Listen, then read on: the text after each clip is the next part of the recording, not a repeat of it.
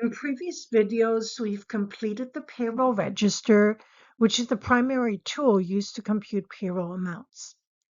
The payroll register contains all payroll for a payroll period and is a tool used by accountants to ensure payroll accuracy.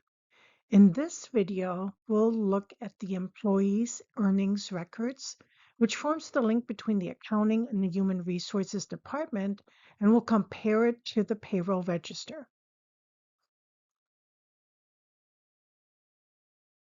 The employee earnings record is the master document accountants use to track employees' marital status, deductions such as mandatory, voluntary, and mandated, and year-to-date earnings.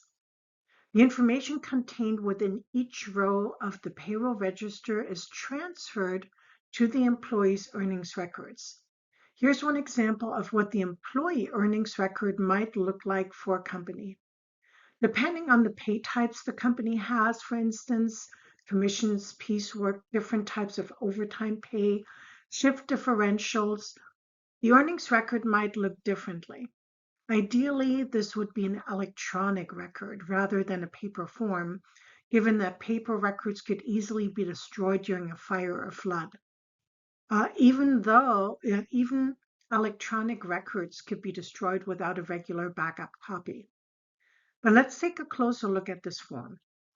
At the top, we have the employee's name and address, social, security number, hire date, date of birth, position, filing status, pay rate, dependent information, and W-4 information. If you think about this information, you can probably imagine that it could change during a year, especially position, pay rate, and potentially withholding information. You would probably want to keep track of when it changed and from what information to what information. That's more difficult on the paper form. Most software programs have what is called an audit trail.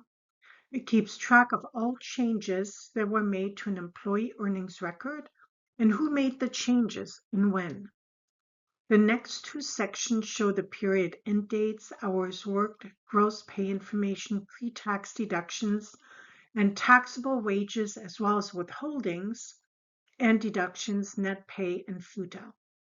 I would probably want to add more details around the other deductions and perhaps additional columns for pre-tax deductions. In addition, I would likely add a column for FUTA and SUTA taxable wages. And for each quarter, I would likely want a subtotal so that I could double check it against the payroll register totals. Here's an example of a payroll register for 3 payroll periods, which is grouped by payroll period. The first payroll period is January 13th, 2023. The second is January 27th, 2023. And the third is February 10th, 2023. The employee's earnings records, on the other hand, is grouped by employee.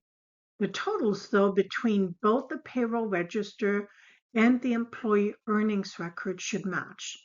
In addition, they should match to the Form 941 and the state quarterly filings, as well as the Form W-2 and Form W-3.